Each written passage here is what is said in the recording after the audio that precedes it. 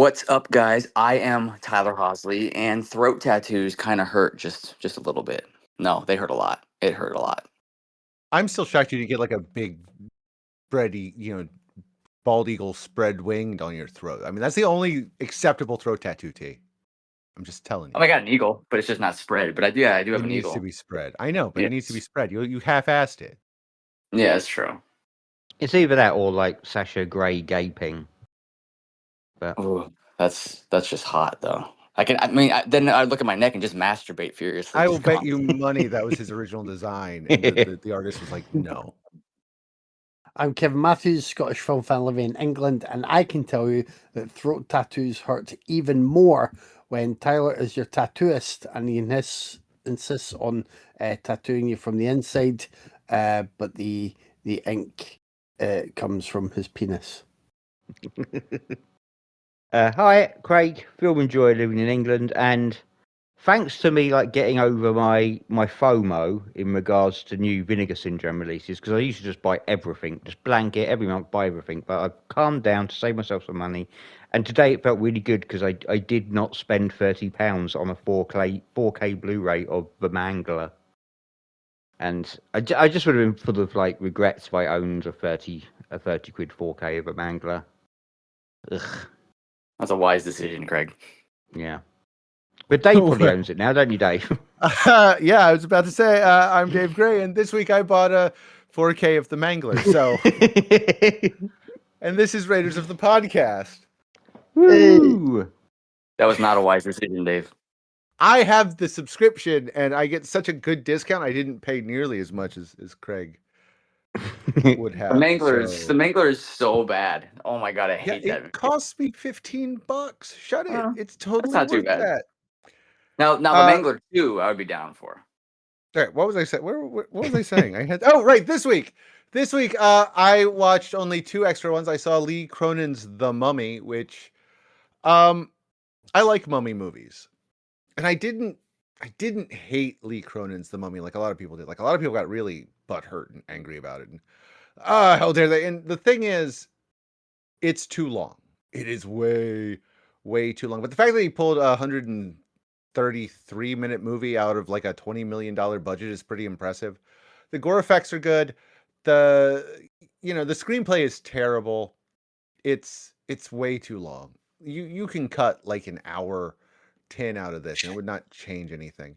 The big problem is they call it The Mummy, and this is not a mummy movie. There is no mummy in this movie. It's an Evil Dead movie. And if Lee Cronin wanted to make another Evil Dead movie, why didn't he just,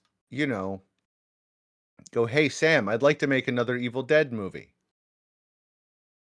Because he just did that, but with the name The Mummy, and it's a Mrs. a Mummy movie. It's fine. If you just want like a gross out blood fest from a studio using a property name that you go, hey, I know what a mummy is, then, it's fine.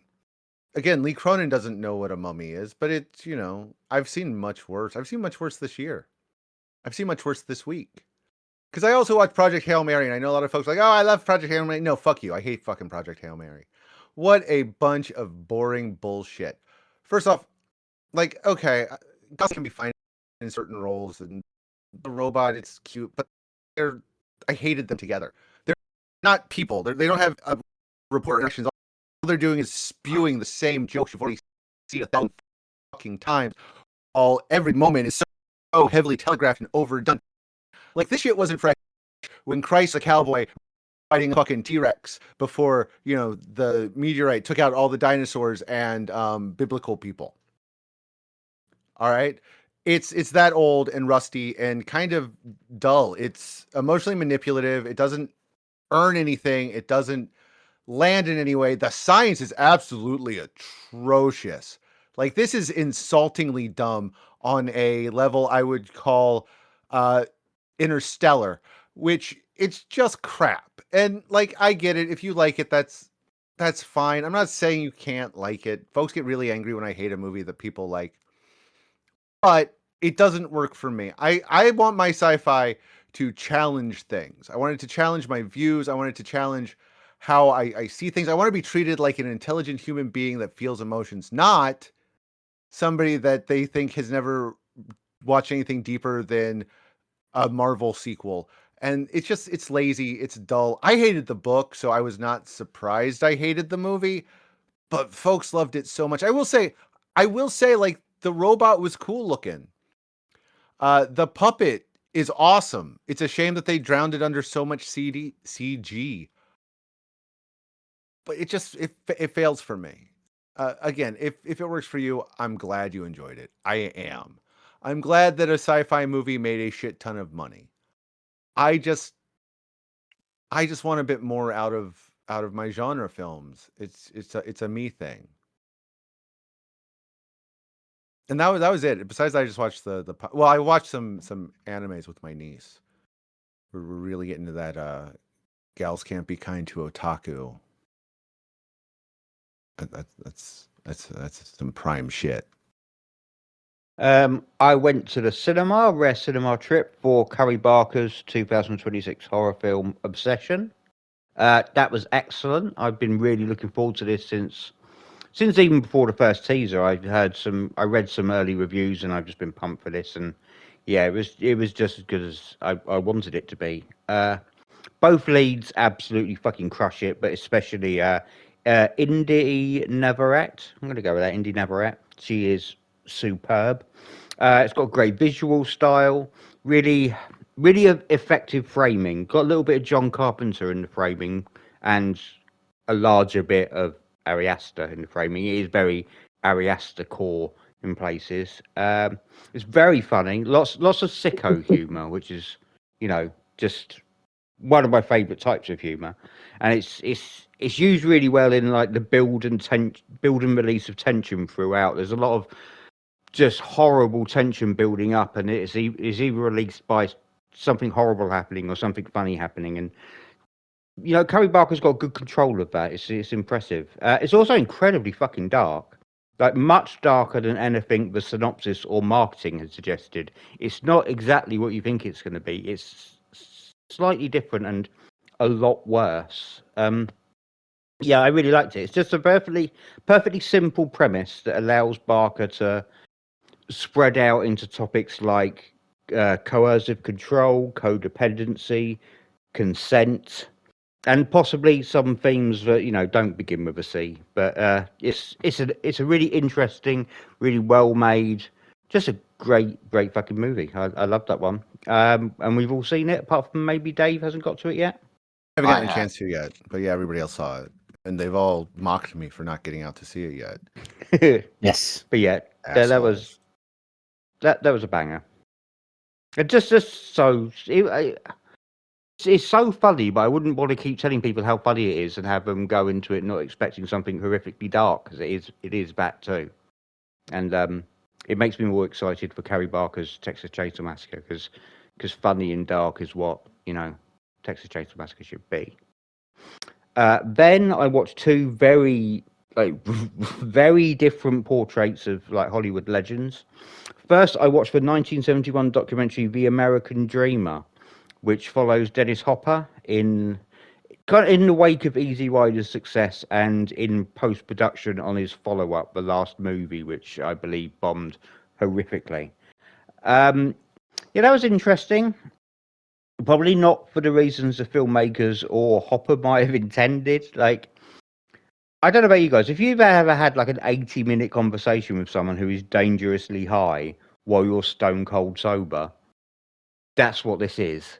This is just it's a lot. It's just a camera on Dennis Hopper as he dishes out, I don't know, about 30% insightful and curious takes on art and humanity, and about 70% just the most pretentious, meaningless word vomit. And the only real connective tissue that brings all of what he's got to say together is that it's pretty much all spouted in an attempt to get laid, which is in a way is the most profound part of a documentary, because isn't that why why young men do anything? So if you ever want to see Dennis Hopper, fucking Dennis Hopper, man. I love Dennis Hopper and I really miss him. I think about the great performances we still could have got from Dennis Hopper. I loved him, but He's something else here. So if you ever wanted to see like Dennis Hopper declare himself to be a lesbian before indulging in a titty sucking freeway in a bathtub, have at it. It's on film for some reason.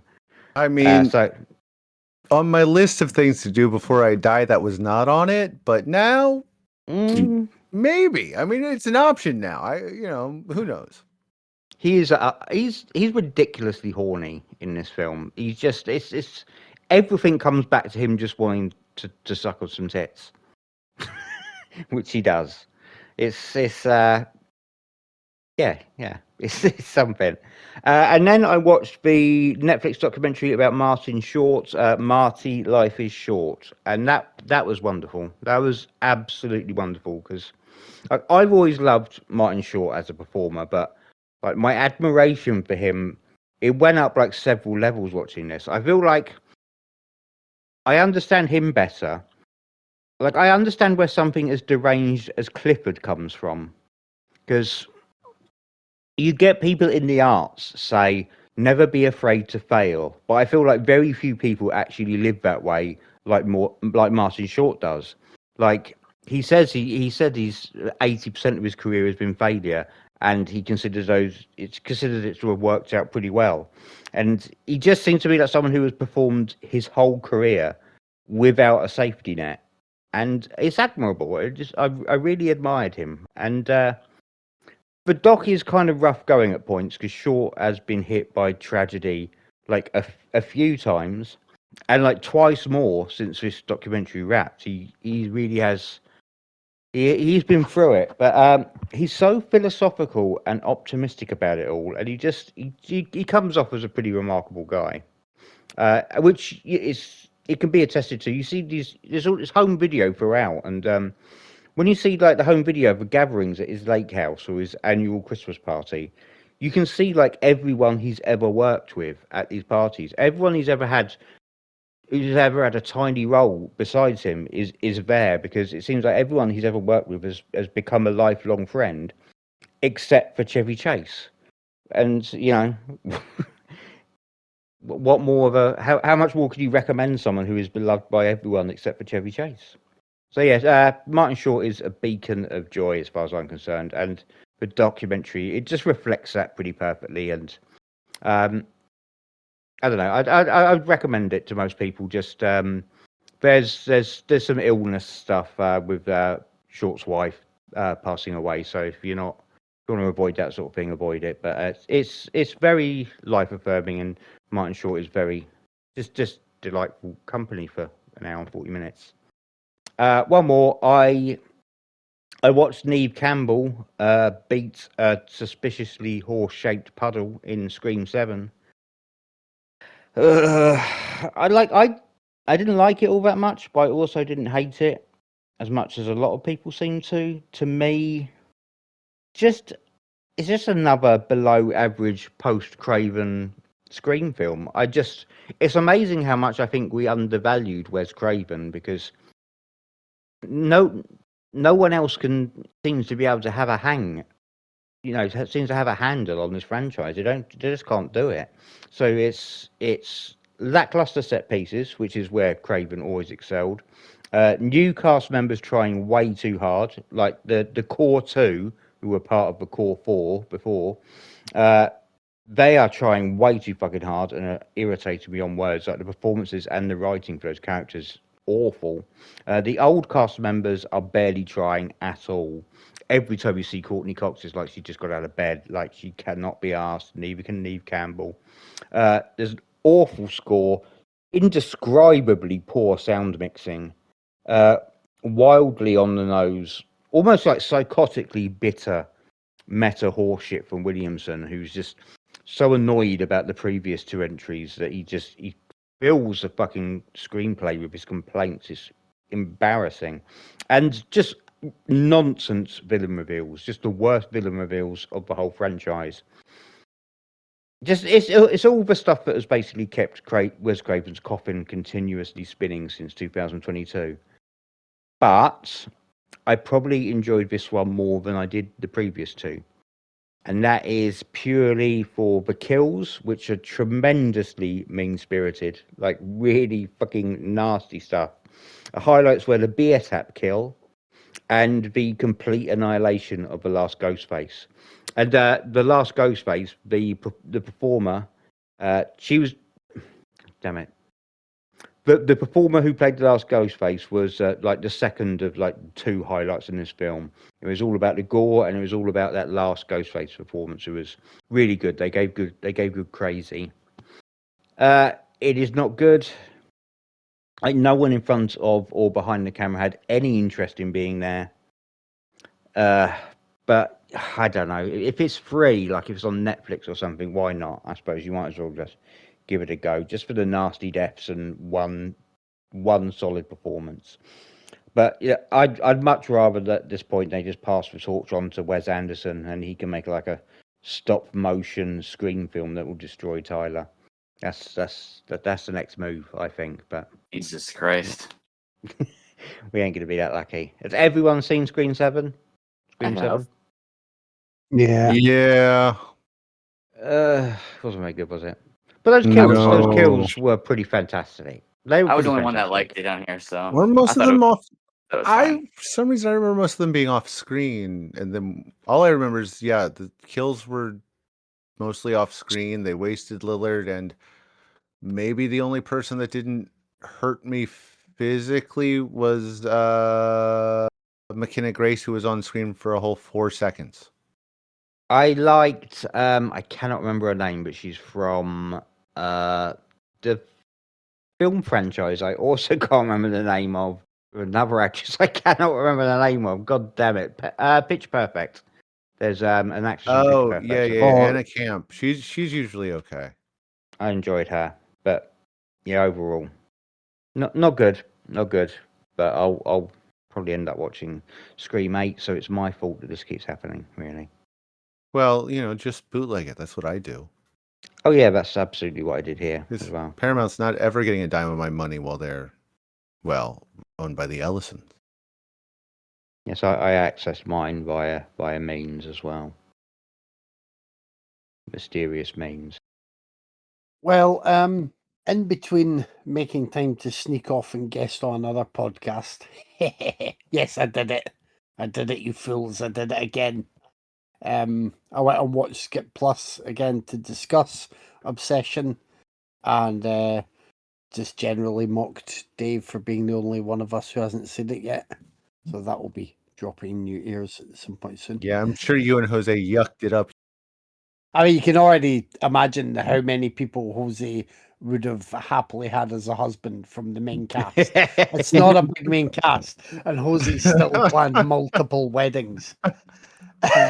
So I was busy the guy doing who that. did the catering, the dolly grip. Just I'll have them all. What I will say before I forget though is last week I think I was quite flippant at the end. I was like, "Oh, and don't watch Godless Eastfield Exorcism; it's bad." And I was watched something Shudder, and the thing was, I'd published that review on my blog, and I got an email from the director, which is always a bit worrying when you see the name and recognize it and think, "Oh, shit, someone's read something I've written and may not be happy." And I just wanted to make sure that I could address my flippant comment here and say that at least it was a very nice email who, he said he could see where I was coming from with my points that I made, and he appreciated it was just an honest and, not rude review. And, he hoped I would enjoy his next stuff. What he tried to do with the Eastfield Exorcism was maybe a bit difficult with the really small budget they had. And it was nice. We went back and forth a couple of times. Who knows? We may get some podcast exclusive at some point, or he may not take the risk that we will shit all over his beloved work like he's maybe heard us in the past. Both are valid options. Yeah. Or he's stolen your identity to fund his next movie. Which is possibly, also a valid option. Yeah. But I wanted to make sure I redressed that. Wait, for the So- record, if you steal any of our identities, you're only getting like $250. And I don't mean like $250. I mean like $2.50. We're broke bitches. Just Yeah, putting take that my out there. debts. Take them. I mean, I'm still annoyed that I spent all that time bitching about Patreon, so now we can do the Euphoria episodes on Patreon. Hoisted by my own petard. What did I actually watch though? All right, so I watched Mermaids. I rewatched Mermaids. I hadn't watched Mermaids since it was on like VHS. Mermaids is a cute, fun film, and it's strange that it's kind of it feels almost completely forgotten, whereas they're quite similar, but also having hunky Patrick Swayze in it. Dirty Dancing is repeatedly watched by many and beloved, and just like with the time period, with the wonderful mix of songs on the soundtrack, with the plot really about kind of independent women working together and a young woman at the center of it who is yearning for someone quite hilariously. I forgot how funny Winona Ryder is in this when she's overdoing the teenage angst and her internal like monologue, or the voiceover narration is really, you know, in line with the let a big hole open up now and swallow me as soon as her mum, played by Cher, like makes the slightest social faux pas as she considers it. It's a great film. Christina Ricci is really like cute and so good that she works around her potentially criminal haircut. Ryder's wonderful. Cher's really good, and Bob Hoskins like is a delight. It's one of the best Bob Hoskins performances, and that's saying a lot because that guy could deliver. But almost every reaction and exchange with Bob Hoskins, like if this was released nowadays, every Bob Hoskins moment would be a GIF or GIF or however you pronounce it. Everyone. I'm just on a solo mermaid island there, aren't I? I've not seen it, but I love I- Bob I mean, Hoskins. I've it's not been seen a it either. long time since I've seen it that I couldn't comment. Has Stephanie seen it, Craig? I do not know. I really think it would be like one that you would enjoy. Like Cher's great in it. It's a great cast, and it's this kind of cute thing, but I wouldn't really say it gets dark, but it has it has the sort of the family issues moments that are building towards the finale. It's just really good, and yeah, it's a great soundtrack for those wonderful songs. Not just the shoop shoop song. Well, I'll ask her when we finish the podcast about 1 o'clock. I'll go upstairs and shine a torch in her eyes and Yeah, who's seen Mermaids? And she'll let me know. just holding her eyes open, shout singing shoop shoop. Do you see? Do you see? She'll probably just think he means, the fish people. Possibly, yeah.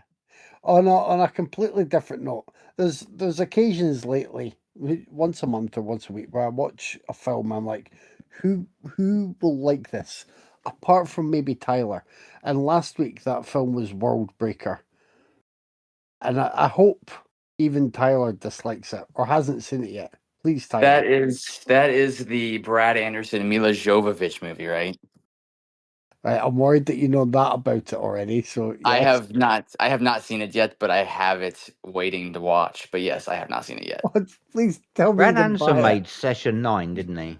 Yes. He did. And then nothing good and- ever again. Yes. Well, I think a lot of people like The Machinist.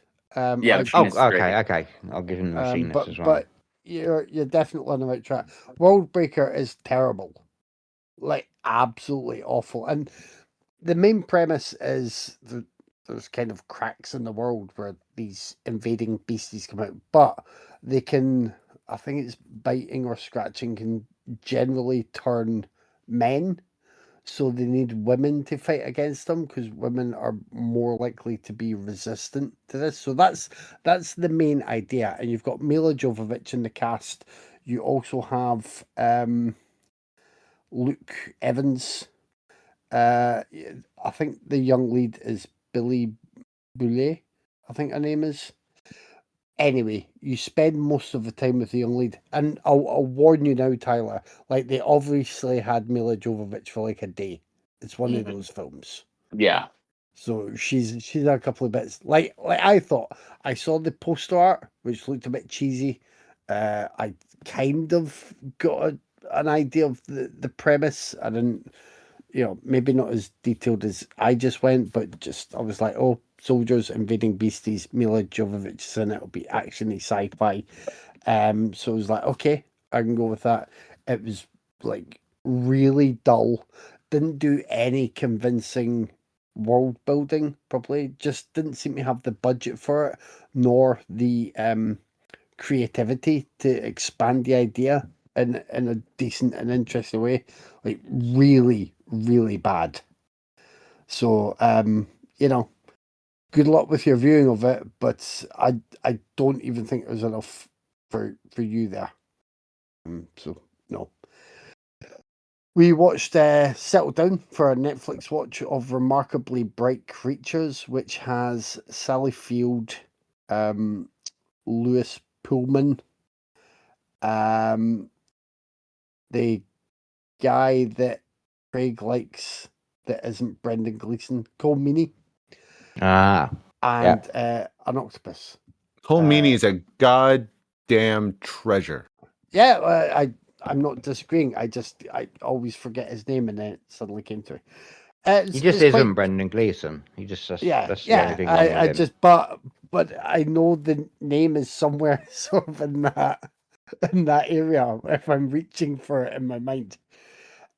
This is really predictable stuff, quite cute, quite sweet, but it generally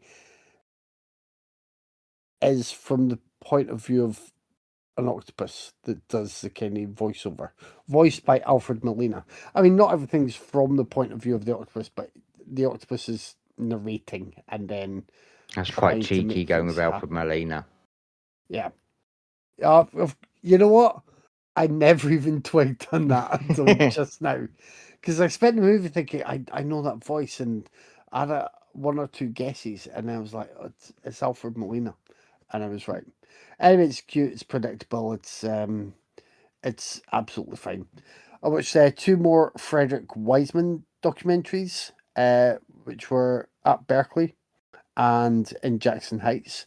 They are both still quite long documentaries, but at Berkeley did for me with the institution of higher education in America what City Hall did for me with local councils.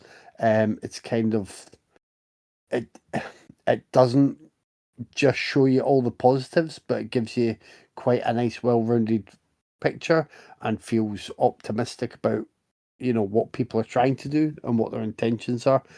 So that was good. In Jackson Heights was probably the least of the few that I've seen so far, but it was quite good to spend some time in that area with the energy and the multiculturalism of it.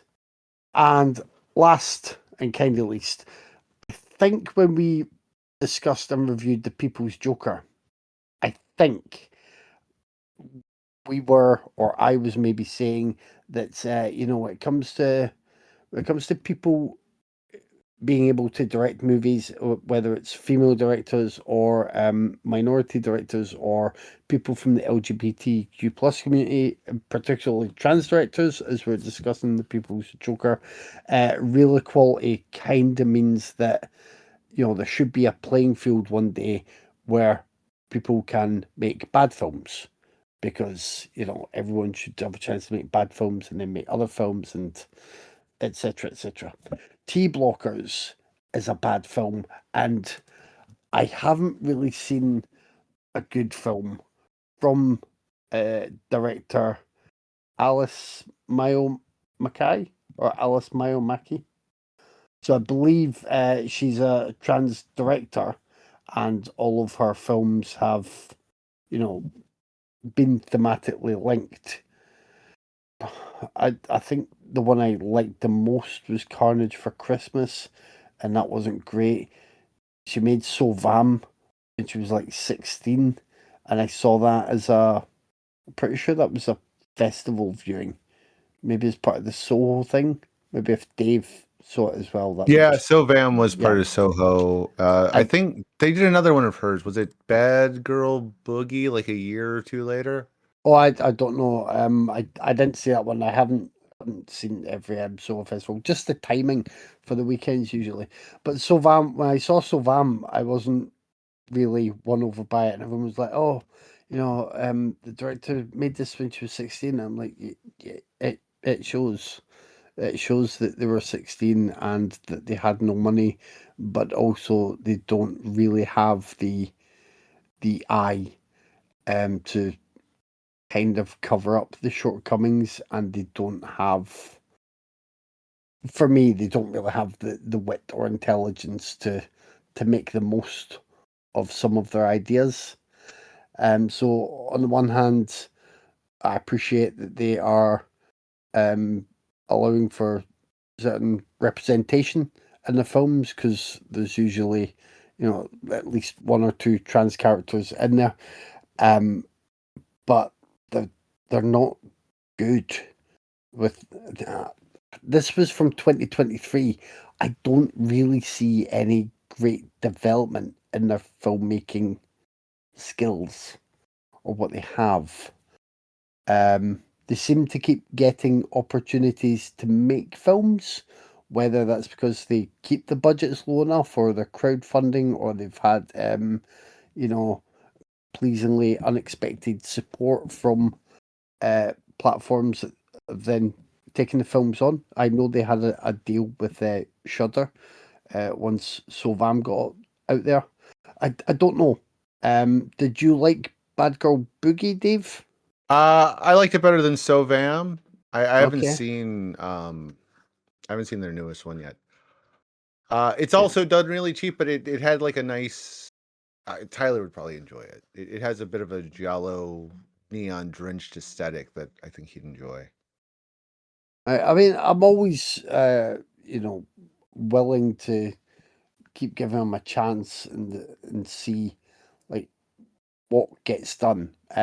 Because mainly for the hope that the representation is good. There's good messaging throughout their movies, and that's it's a sort of less frequent thing in certain environments nowadays with all the hellscape around us. But I I really would like to see some development in the films, and I haven't seen that yet. As I say, I liked Carnage for Christmas a bit more than Sovam, and a bit more than the other things, but I didn't even kind of fully like that.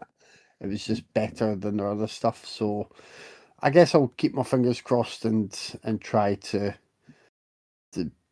keep an eye out for what they do next. See if anything eventually wins me over. So I forgot to mention this last week, but I watched The Punisher: One Last Kill. It's really fucking good. I mean, it's pretty much The Raid with Frank Castle. I mean, the violence is brutal. Bernthal is great as he always is, and it's got an action set piece set to fucking Hatebreed, which is one of my favorite bands. So yeah, it's the best thing Marvel has put out in years. I'm not huge on the MCU, as you guys know, but I love the Punisher series. I love the Daredevil series. If it's more grounded in somewhat reality, I seem to like it more than like the over the top superhero stuff. But yeah, the Punisher One Last Kill is really good, and it's only like 50 minutes. So if you love the Punisher at all or John Bernthal, it's worth a watch. It's definitely worth a watch. Really, really good. Nice, but can I And just check, Dave? Will you make sure to edit that bit out though? Yeah, because that was last week's. So I'm sorry, Tyler. You're a We're week not too doing late. that. I'm way too fucking lazy to do that. What the fuck are you talking about? what? That's why. I watched The Moment, the mockumentary starring Charlie SCX, whom I love dearly, as you guys know. I'll keep it classy, but she is just gorgeous. Um, I'm gonna say very little because I'm picking it really soon for this show. So yeah, be prepared. We'll be watching that soon. I loved it though. More to come. And coming, I mean me. But no, I'm kidding. I finally You're finished not. you. No, I'm not kidding. I'm just not coming on the podcast. Just at the moment. Maybe after the movie when I watch it again. But I finally finished You, the Netflix series, and season 5 was a massive improvement over season 4. Like I didn't hate season 4. I just felt like it kind of lost its way a bit towards the end. It just got like super sloppy. But the final season really found its footing, and I actually really liked the way it ended. Usually, like series finales are disappointing for the most part. Not every show has a terrible finale, but it's like you get so invested in the show and you're like, that's it, that's how it ends. But it is what it is. But season 5 actually ended really fucking good, and it's just a really just dark finale, and it's really really good. They added the girl from Cam into the main cast of the new season, and she is fucking excellent. But I really enjoyed season 5 of You. Sad to see it over, but I mean, you can only do so much with that show, but it's very good. And that's me. This week, we watched the 2025 American science fiction film written and directed by Albert Birney OBEX, and the 1982 American comedy drama directed by Robert Pressman, Some Kind of Hero. Hey, T, Yes. would you like to pick a movie and tell us about it? Sure. You know what? I'll just get this out of the way. I will go with Obex, which I believe was Craig's pick. Yes. So Obex follows Connor, who is a lonely man who escapes into an experimental computer game to rescue his dog Sandy after she is kidnapped by a soul-devouring pixelated demon. I'm gonna be nice, kind of, not really. I hated this with a fiery fucking passion, but I'll start with the positives. It looks pretty good. Like some of those lo-fi video game simulation visuals are pretty cool, and the pixelated demon was kind of neat. And the dog, Sandy. I love her dearly. She was the sweetest little fur baby, and I want her. But everything else here was fucking pain. Yeah, credit where credit is due. You got a film made, and it's out there with very little money. Props. I don't really give passes because of that anymore. Indie or Hollywood, shit is shit, no matter what the budget is. I was not a big fan of this. I feel like it's going for a Lynch-ish vibe, but without any of the vision like someone like Lynch had. Um, the first hour is just agonizingly slow. I hated that 8-bit music style score. I hated the score, and I was not a fan of the music in this at all. I really didn't like the lead character either, like his character or the performance. I mean, he wasn't like the worst. I just could not get into his character at all. This filmmaker just isn't my thing though. Like his art is not something I enjoy. He's verging into that Wes Anderson lane on the highway for me, which is not Yes, good. he is. Yes, it is making me very upset knowing that he's probably going to make more movies, which is fine. I thought Strawberry Actually, Mansion. last a couple of his earlier films had to have he had to get he had to fund them on Kickstarter. So if he has to do that again, I'm putting some money down in your name, Tyler, so that you're in the credits and he's thanking you for making his dreams come true. That'd be nice, won't it?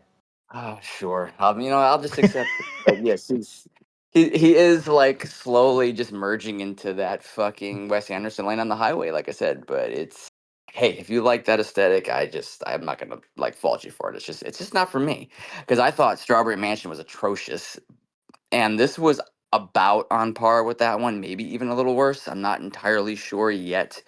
But like I said, if you dig that aesthetic, you'll enjoy this. It's just not for me. It's a super like nostalgic film for the days of like the floppy disk and gaming. But for me, it's clunky and boring, and I couldn't wait for it to end. But Sandy though, I love Sandy. She is just a special girl. And but yeah, I was not a fan, but I can see people digging it. So many people are going to roll their eyes after what I said about Project Hail Mary when I talk about this one. I didn't love Obex, to be fully clear, just like I didn't love Strawberry Mansion. But there's some good ideas in there. It has things it wants to say about the nature of our connection and memory and our history.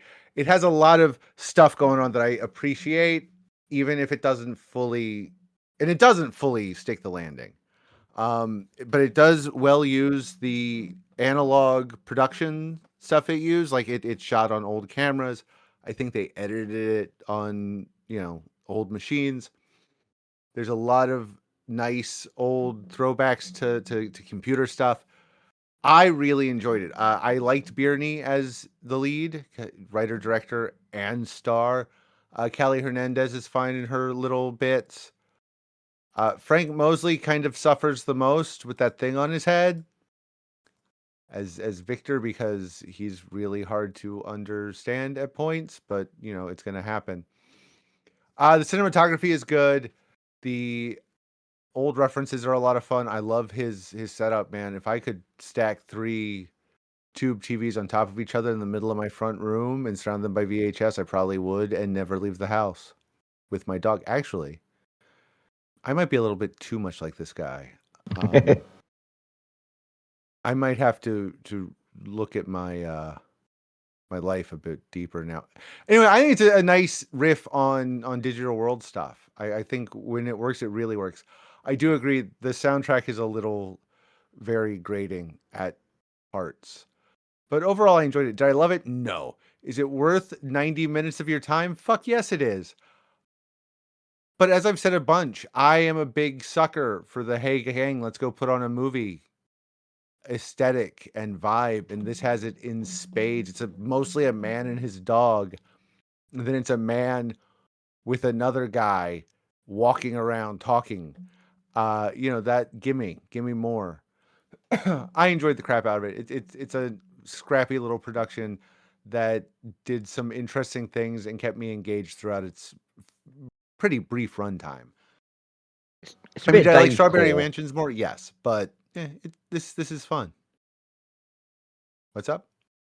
It's a bit of Dave core, I think. It could be A Dave little Core, bit, yeah. little bit of Dave core in there. A little bit of Dave Core. Kind of like this, despite moments that didn't work. I think I'm probably close enough to Dave here that he said most of what I would say about it, although Dave probably liked it a bit more. But I really like the lo-fi visual style throughout. I like there's a commitment to that aesthetic, and however he got it done, like it is all done. Like if you watch any bit of this movie, it is connected to everything else in terms of the style and the visuals and the thematic threads going through it. It is, it doesn't feel like it's been blended together by whatever footage you could just steal here and there. It just, yeah, despite how odd it is, it actually doesn't feel kind of disjointed, and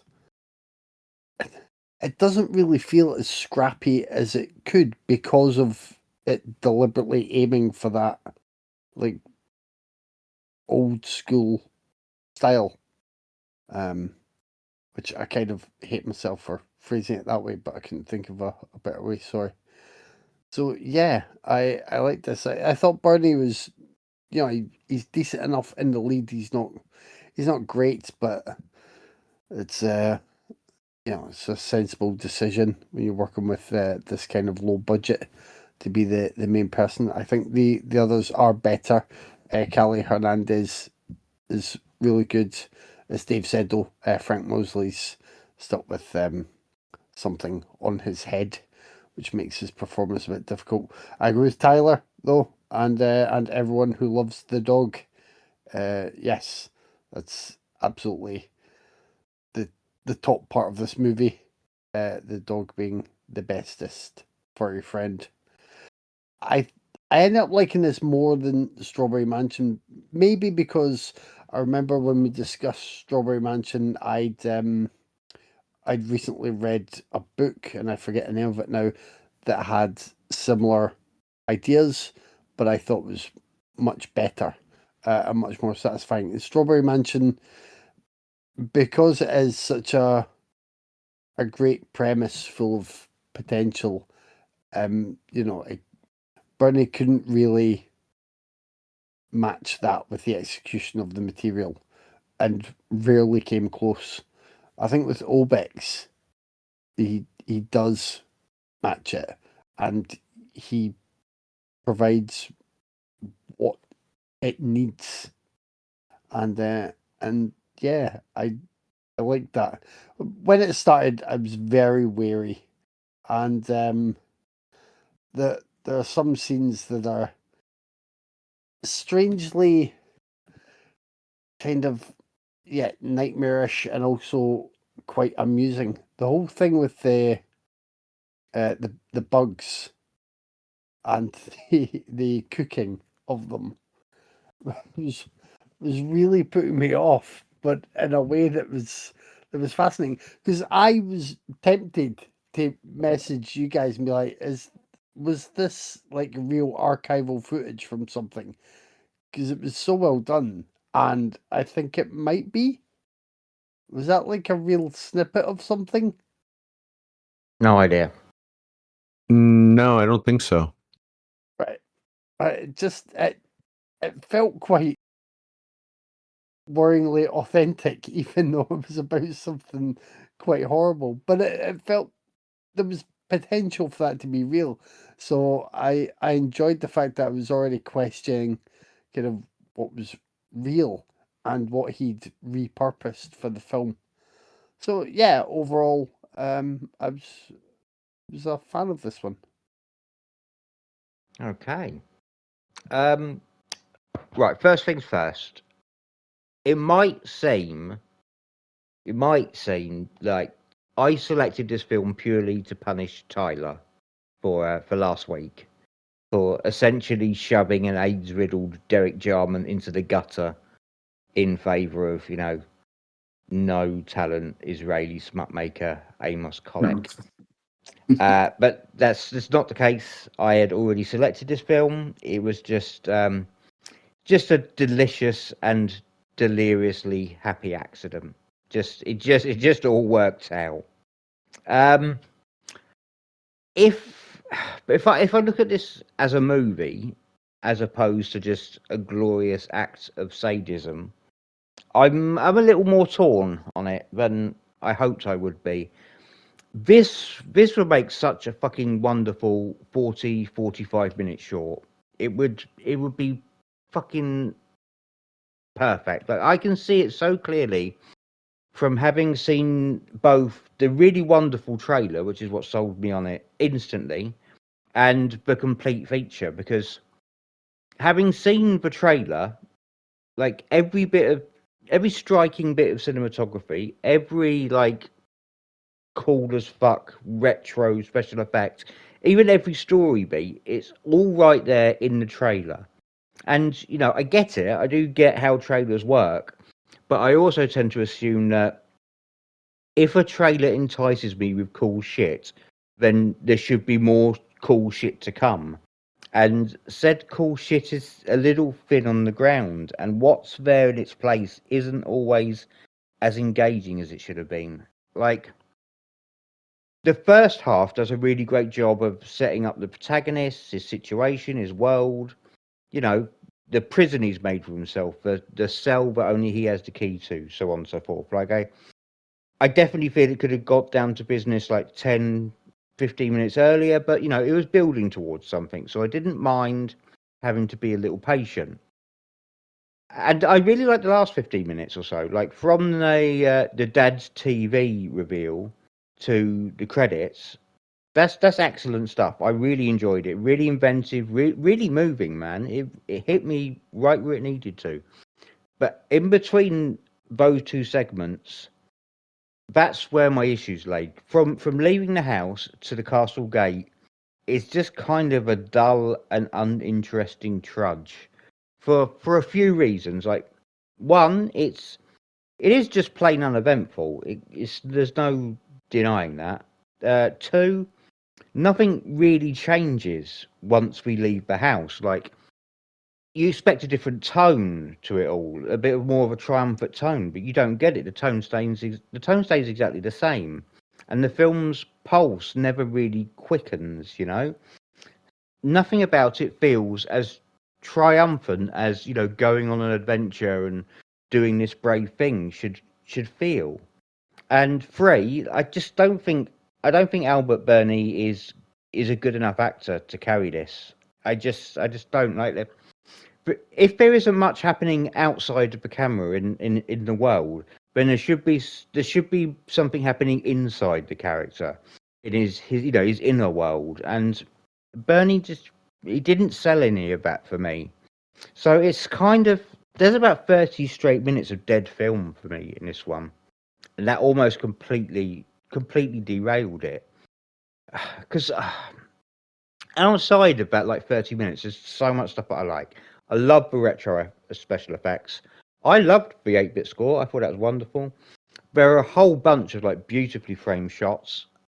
There's Sandy, of course. You're all right. Best performance of the week by some distance. She's adorable. She is precious, and she's so dog. She's a perfect representation of a dog because someone opens a fridge, she barks. Leaf tumbling down the street, she barks. Glowing demonic entity enters your home with malevolent intent, sleeps like a fucking log, doesn't make a sound. It's just it's the most perfectly dog thing that any dog has ever done in a film. And I loved Sandy an enormous amount. And going on an adventure to save her, it kept things engaging, even though when this film really didn't feel like it was trying beyond that to keep me engaged, or was just failing to. I don't know. I think this would be like I said, I think this would be a tremendous 45-minute short, but there is too much padding, not enough momentum, and I just don't think it earns its runtime. And I liked it overall. I fucking loved Strawberry Mansion. So this definitely isn't the last that we have seen of Albert Birney. But it's a Kevin 7 for me, or Craig 7. But I like that Wes Anderson has basically just like tagged him in the WrestleMania of hurting Tyler. We nearly got through all those Wes Anderson films, and he needed somebody to just come Not on. so much. To be fair, it's not so much like a WrestleMania. It's more like a marathon, an endurance run. Yeah, They just yeah, passed the baton. Now, yeah. Pass the baton, and we'll keep hurting. He's got 4 more films already without any new ones he might make. So there's plenty to hurt Tyler if he makes us. Self-assured destruction. Gotta love it. I guess I'll go with Some Kind of Hero. There's not anything else, right? This is the only other choice. So, Richard Pryor, I can speak, plays Eddie Keller, one of the last U.S. POWs to be brought home from Vietnam.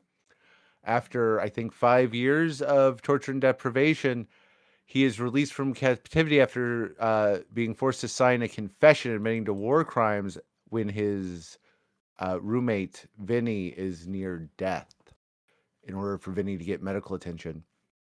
Returning home, Eddie learns that the world has moved on without him. His wife has fallen in love with someone new. He has a daughter he's never met. And his mother has suffered a stroke and is unable to communicate. This is about Eddie finding his feet again, I guess. This was written by Robert. It's credited as being written by Robert Boyce and James Kirkwood Jr. And they did both write it, but they didn't write it together, despite being credited that way. Kirkwood wrote an adaptation of a novel by the same name. I think he actually wrote the novel also. I think it is his book. If you aren't aware of Kirkwood's name, he has written a lot of plays. He wrote the Chorus Line, where he got a drama desk and I think a Pulitzer for that. He wrote God, what else did he write? He's written quite a few stuff, but Chorus Line is the big one. And the play and the book are very serious. in tone. That is not the movie that we see. It was almost completely rewritten by Robert Boris, who was mostly a producer. I think the only thing I can really think of that folks would be like, oh, hey, yeah, that he wrote was Air Force One.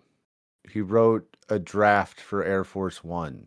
He didn't write the screenplay that got used. Somebody else wrote the one that was used, but he did write the first draft for Air Force One.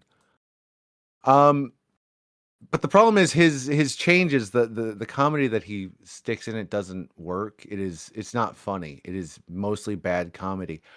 But it's a real testament to Pryor for how much of it does work. Pryor gives a fantastic performance, works incredibly well with Margot Kidder, who also gives a great performance. And they are backed up by the always very solid Raymond Sharkey Jr., who he's the roommate that he has to sign the confession to get help. He's excellent. Ronnie Cox is the colonel that he is with after he gets back and is excellent. Ronnie Cox is always a dependable presence in stuff. So it's one of those ones where there's a lot of great parts on it. There's a lot of really good parts. Lynn Mooney plays his wife, and she's excellent. When it works, it's really good. It just, the changes, instead of doing this as like a straight drama, which I think the only other Pryor movie we covered was a straight drama. It was Blue Collar, wasn't it? Or am I forgetting one? Yeah, it's Blue Collar. Yeah, but I'm sure Yeah. you've done that. I'm sure Kevin's picked others. He's maybe Silver Streak or No, I think one, it's or the just this prison-y in one. Blue Collar. No, just this in Blue Collar. Oh, No, I okay. think that's it. Yeah. There's Yeah. a risk as well with his comedies that, you know, if they were favourites, we would just end up quoting things again.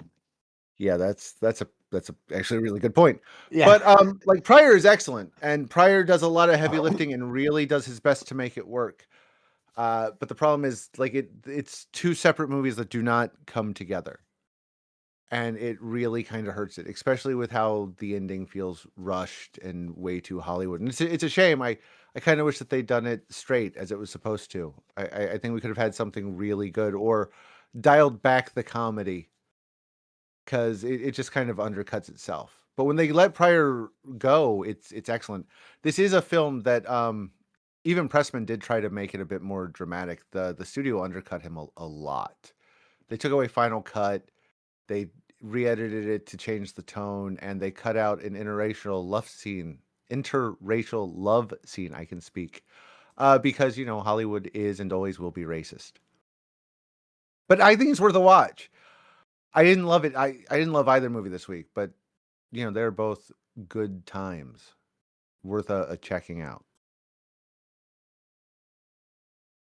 In a roundabout way, this film actually got me thinking about AI, strangely enough, because like nowadays, if you got no artistic talent, like at all, like whatsoever, but you still want to kind of force your way into creative spaces and act as if you are creative, you just type a prompt and voila, you get some room temperature shit. But if you wanted to cosplay as a creative back in 1982, what you had to do was you had to become a studio executive. And then you could just scribble down a note and hand it to an actual creative person, and voila, more shit. That was the way back then. That was the way to become an artist when you were not an artist. And I would say I liked Some Kind of Hero. I mostly found it to be pretty engaging, but the stench of studio interference is maybe the most powerful I've ever smelt in my whole life. Like, it is an overpowering fucking stench. It's quite horrendous. Like, the structure of the film is a mess. Like, the storyline makes sense, like the direction it goes in, but its progression really feels off. Especially in the back end, it just kind of leaps from story beat to story beat, and it feels like a bunch of stuff was cut for time. Like, this is a much longer movie. Not much longer, but maybe just an extra 20 minutes, and it was all cut for time. It feels that way anyway. Like the romantic subplot, it just about works because Pryor and Kidder work really well together, but it felt rushed. Like again, like material was cut, and obviously it then turns out that the 100% cut. Like not a lot.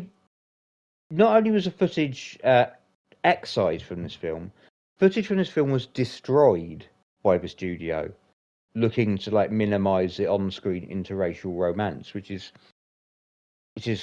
shocking.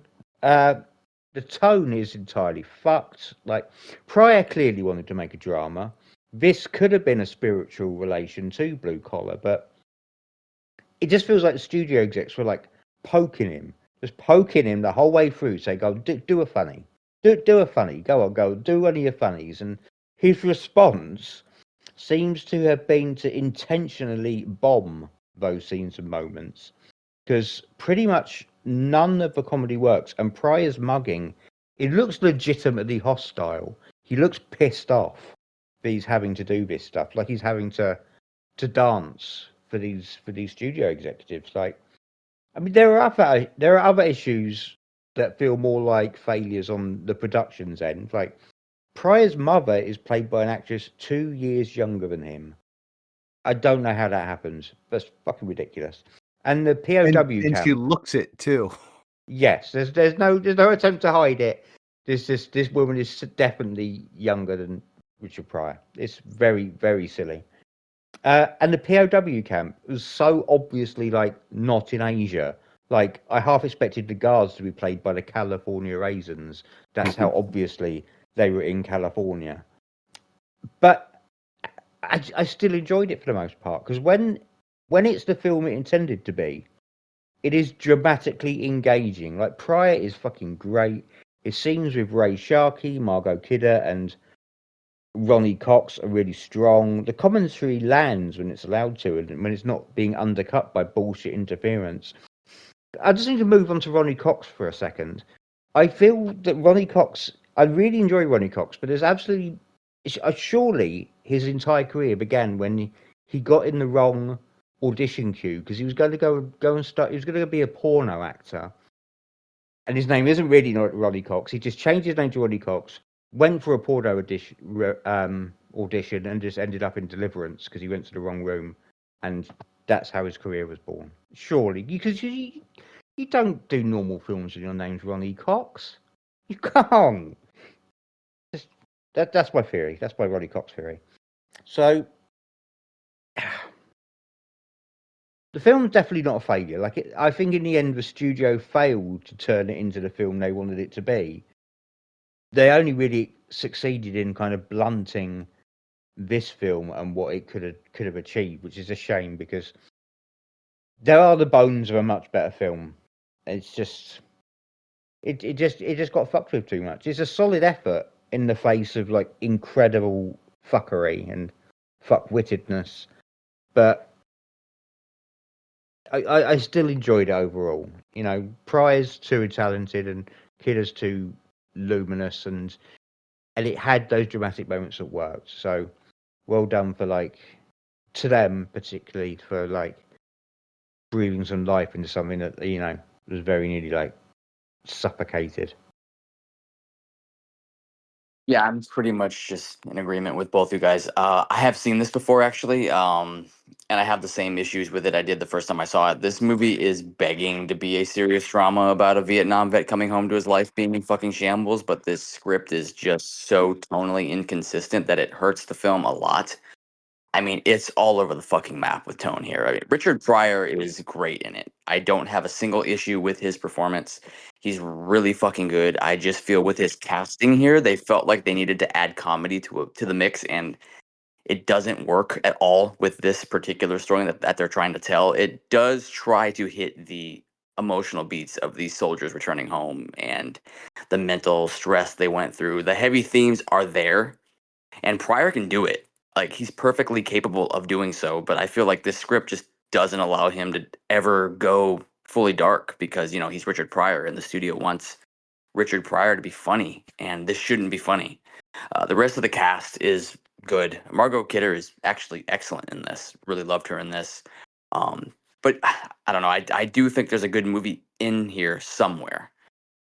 I mean, there's been many Vietnam vets returning home kind of movies that I love. Rolling Thunder being one of them.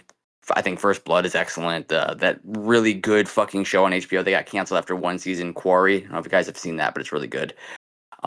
But yeah, if you want a darker Richard Pryor movie, just go watch like Blue Collar, where it doesn't have comedy in it at all. It's just it's such a better movie, but and a better Richard Pryor, darker performance. I didn't hate this at all. Don't get me wrong. There's nothing in here that I hated.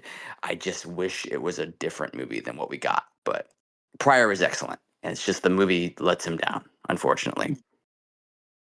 I think we're all on the same page. Like, I blind bought this a while ago, and I didn't really know what to expect, but I didn't quite expect this. I didn't get the full on whiff that Craig got in regards to interference and just people restraining Pryor and trying to reshape the film. But I just viewed it as, you know, a bit of a messy film without any ability to put the focus on either comedy that you might get from Pryor or the, you know, the full and frank exploration of a Vietnam vet coming home after, you know, time spent in a POW camp and seeing how they're kind of left quite high and dry once they're reintroduced to America, but then finding out all the problems that have occurred while they've been away, or all the changes, or the attitudes of different people, the attitudes of their loved ones, just things that have continued to move while they have been stuck there in a war or in a prison because of the war. So I was kind of, you know, I was liking that stuff when Pryor first came back. I think for me that was my favorite part of the movie, because I did think it was going to be that kind of thing. You know, there's the title, there's the premise about him returning home, but you know, having to face up to the realities of life around him. That's there. So before that, you get quite a lot. Well, maybe not quite a lot, but you get a decent amount of time in the POW camp, and it's Pryor and Sharkey, and there's some levity that they've made in the situation. There's a seriousness to the situation, but I don't think they ever really go like as dark or horrible as they could with it. So that's the first sort of inkling that you're getting a film from people who aren't really committing to any of the tones. So as I say, I liked it most when Pryor was coming back home. Ronnie Cox is good as the person who's trying to help him sort of reacclimatise back. And then when he does meet Margot Kidder, I really like that as well, because despite the many, many, many, many sex worker films that Tyler has made us watch, it's I do think it's always quite it's quite refreshing to watch a film where a sex worker is shown as, oh, this is a person who also, you know, will at some point just, you know, perhaps be attracted to someone that they want a relationship with. So that meeting with Pryor is really, really good, because they have the little moment. So nice, it's flirty, it's the support of one another. And then the barman, I can't remember what he says, but you know, he lets Pryor's character know that Kidder is a hooker, and Pryor then says, you know, can't afford lots or whatever. And she's like, well, you know, you've got to ask you on a date, kind of thing. which is nice. I like that interaction. And then it just doesn't do a good enough job again of showing Pryor kind of pushing back against Kidder's character and being down on himself because of where he is. You get a montage of attempted crimes, and you get to the third act, which is it really feels like a whole different movie, not in a good way. And then there's a bit of an epilogue, really, that does feel kind of mandated. Forgetting that, so it's all over the place. But I think the best parts do work well enough for people to check it out. But I just think, I tend to say this quite often, but I can't quite think of who would come away from this thinking they'd had a fully satisfying viewing experience. And I can only thank God that I didn't expect this to be a standard Pryor comedy vehicle. Like, I knew it certainly wasn't going to be in line with Star Crazy or anything like that. But I'm sure there are some people who might expect that, and if they were tricked or a little bit misguided back in the day, they would have been extra angry at the film in reaction to it. So yeah, I didn't want to drag anyone down for the week, but I think we're all on a similar level with this. So took a roll of the dice. All right, guys, it is time to pick one.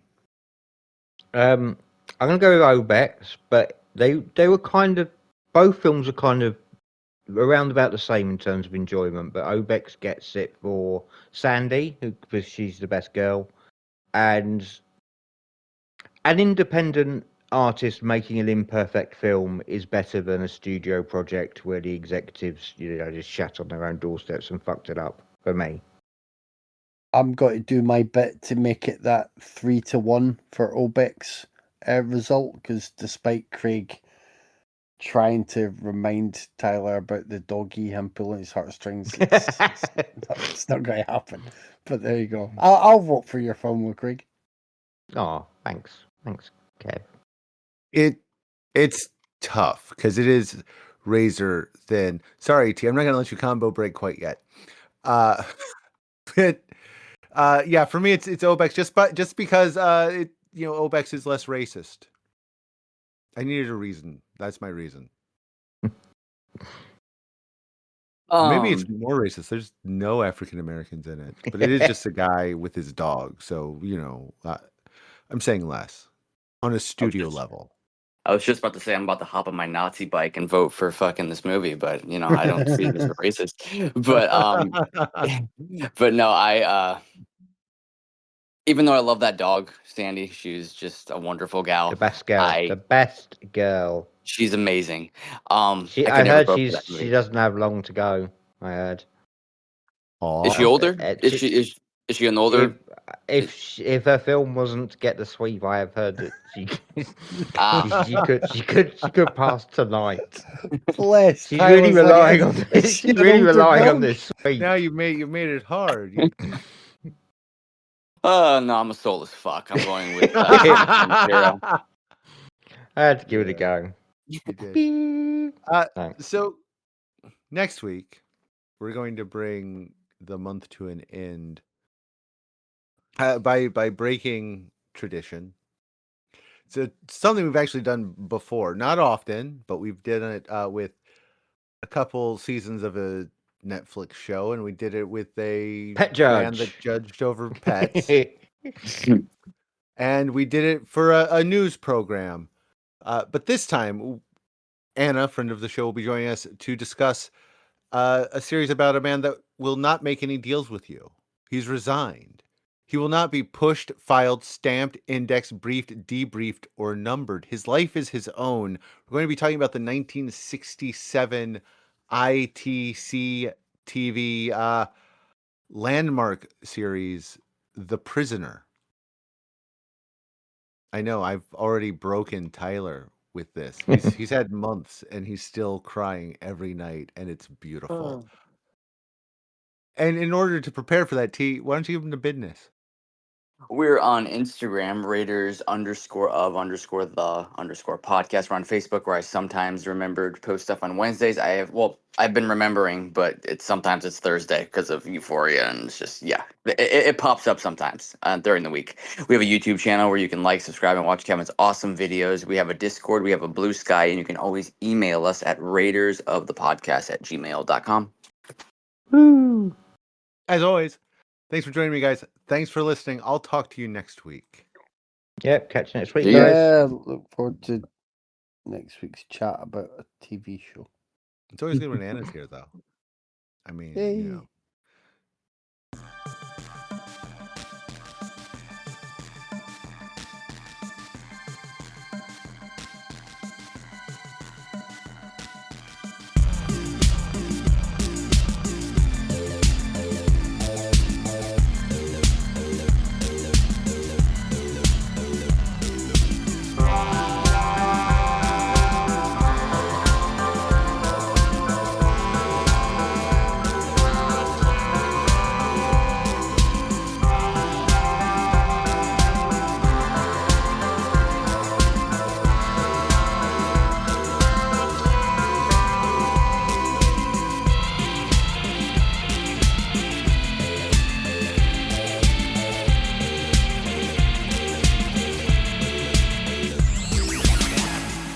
What the hell was that?